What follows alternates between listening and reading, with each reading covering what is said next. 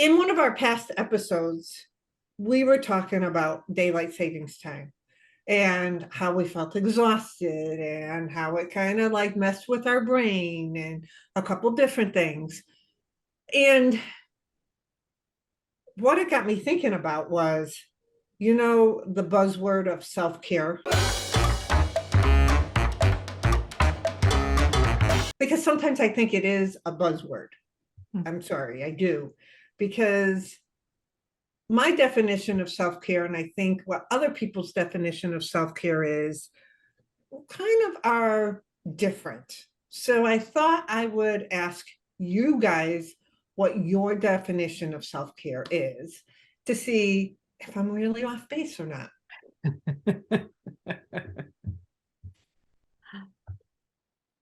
Tracy? Tracy. It's probably easier to tell you what I know it is not.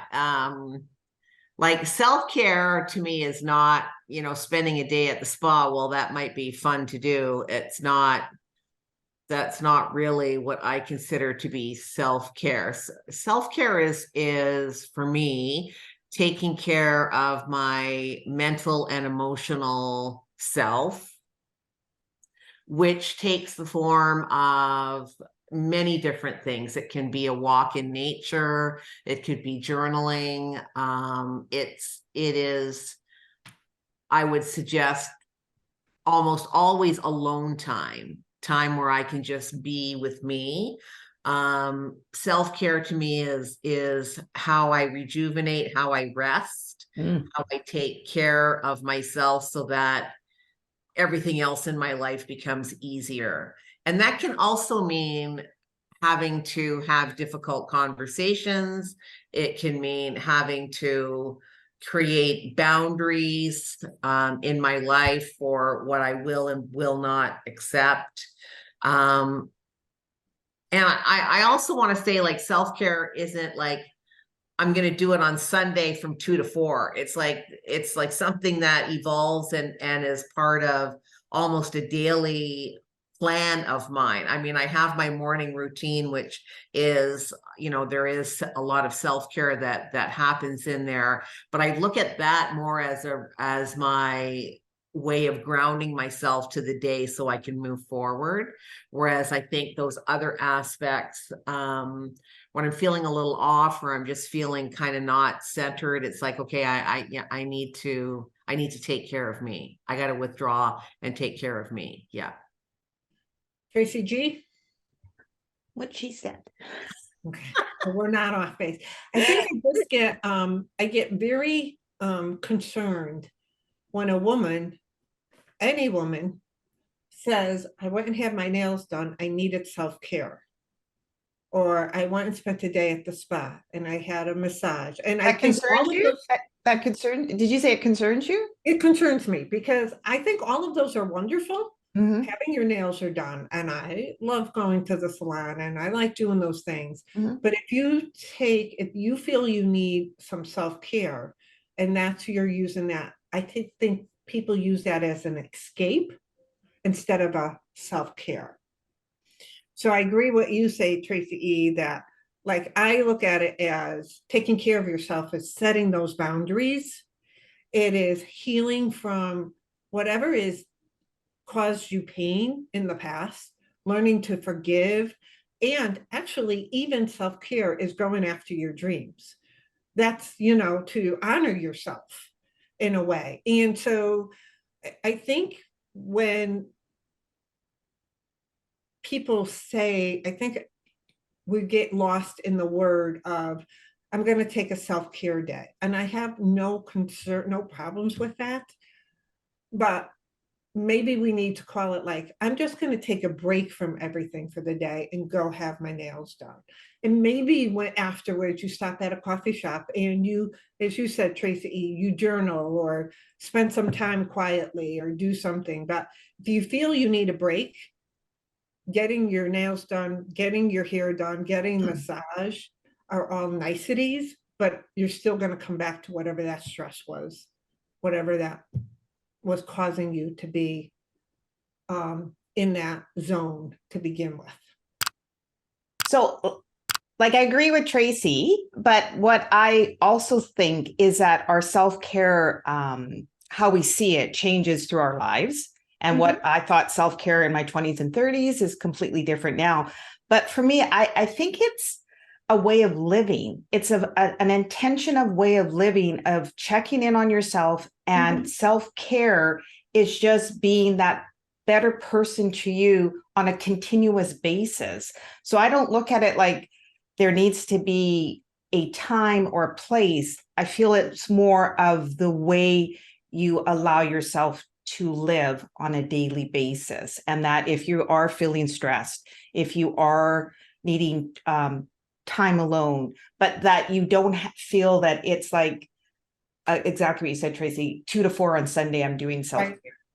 Absolutely. I totally agree. I think we're all three have the same thought processes and the same ideas. We have different ways of saying it. I think that, again, I, need a break out of the house. I will go do something as a form of a mental break. So getting my nails done is a mental break, or take a walk in nature, doing all of that. But if you think getting your nails done is going to help heal you from something, that's not so. You have to do work to do that. So it depends on why you want. I guess what I'm trying to get at is why, ask yourself why you want that time. And if you say, I need self-care, is that the self-care you need? I don't know if I'm saying that right. Like, I'm having a really stressful day. I need to get out of the house. I'm going to go to the coffee shop. That's fine. I have no problem with that as a form of self-care. But you realize you're going to walk back into your stressful situation. So what are you going to do when you walk back to not allow that stressful, to be able to handle that stressful situation better? So sorry, I think I'm hearing two different things. So self-care to you, like to me, self-care is a maintenance. To you, I'm hearing, I could be wrong, that for you, it's actually dealing with issues or some trauma or something like that, where I don't look at self-care as exactly that. I look at as maintenance on me. And then if there is stress or trauma, then that's something different. Then I'm dealing with that in a different way. Okay. I think you bring up a really good point. And I think I could see that I don't look at self-care as maintenance. Yeah. I don't look at self-care as, so right now I am not getting my nails done. So does that mean I'm not maintaining myself? So I don't look at self-care as maintenance of me. I look at self-care as, it can be as maintenance of myself, but also maintenance of my mindset. That's what I'm talking about, though. It's maintenance of you. Like self-care to me, Okay. if there's trauma or something is stressing me out right at this moment, that to me is one box. But on a daily, I'm self-care. And that's what I mean. It's not just a section in the week where I'm trying to be healthier in physically and mentally as self-care. And if that includes getting my nails done, great. But if it just means like what Tracy said, going for a walk, and that's what I mean, it's a maintenance for me. I see what you're saying. Now I got you. Yeah. I do think, yes. Because you can see I don't have my nails done. And you can tell I'm not getting my hair done. But I think that's it. And I think just having this conversation shows our three different perspectives on the same thing, yet we're leading back to the same path. Right. Yeah. Yeah. So I think if something has triggered me, or I am in a very stressful situation and something emotionally and mental come up, yes, absolutely. you need to deal with that, which is also a form of self-care, because you don't like to turn your back on it and just walk away does nothing to fix the problem, right? We're not processing those emotions. We're not letting ourselves feel any discomfort. We're just simply closing the door because we don't want to deal with it, right? Right. Which is really it's not care in any way, shape, or form when we do that to ourselves. Right. So I think there's like the immediacy of something that happens that we like, okay, how do I deal with this? What's my best strategy for that? But then, like you said, Tracy, it's like there's this daily thing that just happens that you naturally just take care of yourself. Because I think honestly, at this point I would say certainly in my life, I've learned how to do that. I never learned how to do that when I was younger. There was never such a thing as self-care. In fact, you know, if you had 10 minutes to get your nails done, that was like, oh my God, like you got to be kidding me. You have that much time. Like there just never was any time with, you know, having a corporate job, running your own business, having kids, and just all of the things that life was asking of you. I think the younger generation, like I look at my daughter who's younger. I was going to give her age strategy. I'm sure I would have to have permission from that first, but it's like they are way more aware of the stuff we're aware of now, which is actually beautiful because we know how healthy it makes us feel mentally, physically, to be able to have strategies to deal with all of that stuff, but also to create something on a daily basis for ourselves that says, this is what my care is going to look like, besides like the normal stuff, right? And so the fact that they are aware of that in their 20s and 30s is a really beautiful gift that they have available to themselves that, you know, certainly we didn't growing up. Well, when we grew up, it was how dare you put yourself first. Oh, like, absolutely. You wouldn't have even thought of it, because if you hadn't put everyone else in front of you, then you're just a sneaky little Selfish witch. Yeah. But I think Selfish. I love this conversation. Here is why. You both brought up that I think we all agree self-care isn't on a Saturday from 2 to 4, you know, items such as that.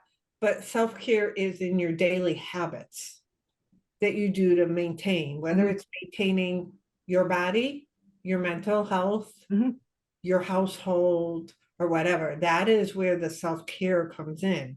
When we take time to understand what we need to be centered, what we need to be calm, what we need to be, I want to use the word focused, but I want to use it in a way that what is important to us, you know? And so I love this conversation, and I'm glad it's gone this zigzag of a path, you know, because I think sometimes when I hear people say, and maybe it's just a trigger for me, when I see something in social media, or, you know, somebody, if I do get my nails done and they say, oh, I'm getting my nails done, I need a little self-care. I'm like, and my mind just goes, what you run away from? What do you really, you know, what is it? And as you said, Tracy G, you know, it can be a form of maintenance within how you feel about your body and how you feel about, you know, something. So thank you. It made me think a little, put a little twist on it. You know? Like to twist. We like to twist.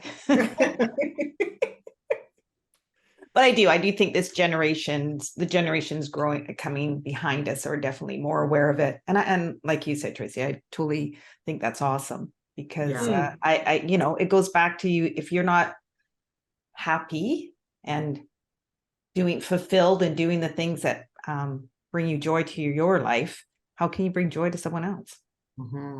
True. And it's so much it creates so much of a domino effect that when we are in the best version of ourselves in that moment, in that day, the ripple effect out to everybody else is absolutely huge, right? It really is huge. And it's interesting because you don't really think sometimes that you have that effect on people, or that you have that ability to really, shake somebody's day because of wherever it is that you are. But we do. And I think as women, I think as we stand in that energy, that feminine energy, there is a lot to be said about the care of ourselves and how that affects the world around us. Absolutely. There's two things that come to mind. We can only lead, like I always believe, lead by example. So caring for yourself isn't selfish. It's showing others how to do that, especially Do themselves. women, especially younger women and younger, within our even our generation. And think about, that saying, it's over and over, it's been all over the place, but it's so true. When you're on an airplane, they tell you to put on your mask first before you put on somebody else's, help somebody else. So it's caring for yourself first so you can help that other person and do what you need to do.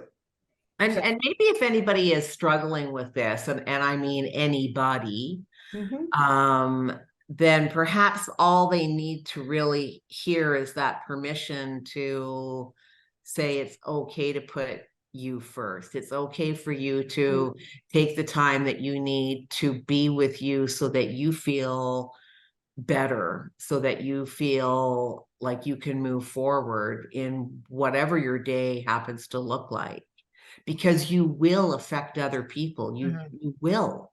And it doesn't matter who you are. Your energy field is going to affect other people. And the more that you can take care of you, the better you can take care of everybody else that's in your world. And I think that is a human condition of wanting to take care of other people, wanting to take care of people that are close to us. I don't think that's reserved just for mothers. I think it's a human condition that we all have. And really, the moments that we take for us really allow for that expansion to everybody else. Right. And sometimes people are afraid to sit with themselves, and because it's hard. And I was one of those people because of high anxiety and past relationships. And I took it slow. And sometimes it was just 5 minutes of just sitting with myself and understanding that I could still sit with myself. And maybe I did pen to paper and just journal my thoughts at that point. But it is okay to take this slowly when you think about self-care. And it is okay there is no time limit if you want to sit with yourself, understand what's going on. If it's 60 seconds for you to start because you've never done that before, then go sit in a room, close the door, count till 60, or set your timer to 60 seconds for 1 minute, 2 minutes. If it's in the bathroom, in your room, in your closet, like in your car, sit outside someplace. Don't feel that, oh, I can never sit with myself. You can, but it has to be slow. As a anxiety-ridden person who could never, because my mind was constantly riddled with anxiety, I understand that. I was just going to say on that point, and that's how you learn to love yourself. Like, True. how can you not, you got to know who you are and then accept yourself and then love yourself. So if you're taking a moment, like you said, even 60 seconds, you get there. Yes, you do. Believe me, I was on all kinds of meds. I was severe alcohol, not eating, always shaking. It was unbelievable, the anxiety I was riddled with. And I bet you at that time, you never thought you would be who you are now. no, absolutely not. Absolutely no. And now I think, I mean, we're getting a little off topic, but Another episode. anxiety doesn't go away. You just learn the tools to deal with it. And so there are times where I still have anxiety, but I no longer need medication. Tracy, you talked about, I get outside, I go for a walk, I clear my head. I do that form of self-care. So I think in this whole, again, circle, that's the point. I don't hide behind self-care of just go and get your nails done. Do the self-care that ends in self-love.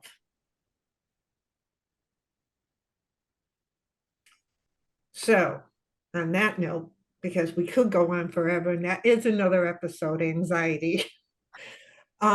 If you have any questions about self-care or not sure about self-care, like feel selfish about it, whatever your thoughts are about it, put it down in the comments below. We would love to answer your questions or follow up on another episode.